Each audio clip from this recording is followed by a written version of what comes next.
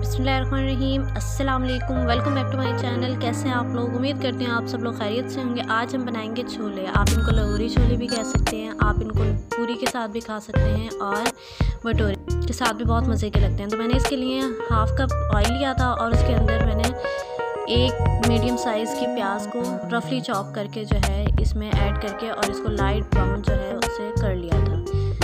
और इसको light brown करेंगे, थोड़ा सा भी यानी डार्क नहीं होना चाहिए, क्योंकि अक्सर लोग जो होते हैं उनके जो है ज़्यादा डार्क कलर आ जाता है सालन का। वो इसी नहीं आता है क्योंकि अगर हम प्याज का जो है नॉर्मल कलर रखेंगे तो सालन का जो कलर होगा वो अच्छा आएगा। तो अब मैं इसको निकालूंगी अपने ब्लेंडर जार में, और निकालने के बाद मेरे पास 2 मीडियम साइज़ के टमाटर थे, मैंने इसके अंदर वो ऐड कर दिए थे और इसका एक थिक सा पेस्ट बना लिया था। फिर उसी ऑयल में मैं ऐड करूँगी 1 टीस्पून ज़ीरा ऐड किया था और 1 टीस्पून मैंने इसके अंदर हाफ़ टी स्पून मैंने इसके अंदर कलौंजी ऐड की थी और थोड़ी सी बिल्कुल अजवाइन ऐड की थी और इसको मैंने सौते कर लिया था।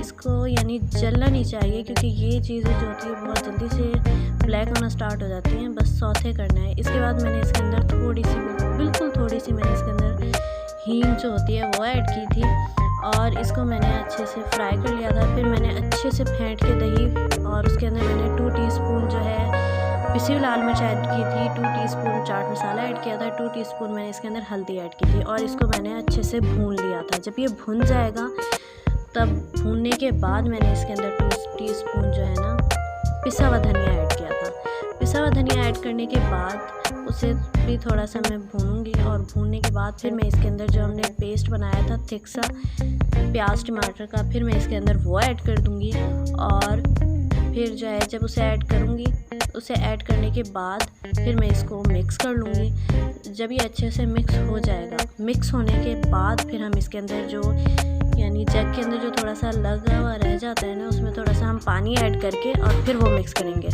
पानी वो मैंने जो है 1 कप ही लिया था क्योंकि पानी इसमें ज़्यादा नहीं ऐड करना। उसके बाद फिर मैं इसको दोबारा अच्छे से मिक्स कर लूँगी और मिक्स होने के बाद फिर मैं इसको लो फ्लेम पे जो है कवर करके रख दूँगी। उससे फिर इसका थोड़ा सा जब ये पकने लग जाएगा और थोड़ा सा ऑयल आने लग जाएगा इसके ऊपर, फिर मैं इसके अंदर जो है गरम मसाला और चाइनीज़ सॉल्ट ऐड करूँगी। मैंने 2 टीस्पून मैंने इसके अंदर गरम मसाला ऐड किया था और 1 टीस्पून मैंने इसके अंदर चाइनीज़ सॉल्ट ऐड किया था और इसको कवर करके रख दिया था। और जब इसके ऊपर जो ग्रेवी के ऊपर ऑयल आने लग जाएगा फिर मैंने इसके अंदर चने ऐड कर दिए थे, वाइट चने जो होते हैं, आप छोले भी कह सकते हैं। इनको मम्मा ने मीठा सोडा डाल के जो है इन्हें बॉईल कर लिया था और फिर ये हमारे जो है रेडी है। मैंने शिमला मिर्च की गार्निशिंग की थी और ये देखें कितने सॉफ्ट गले थे ये।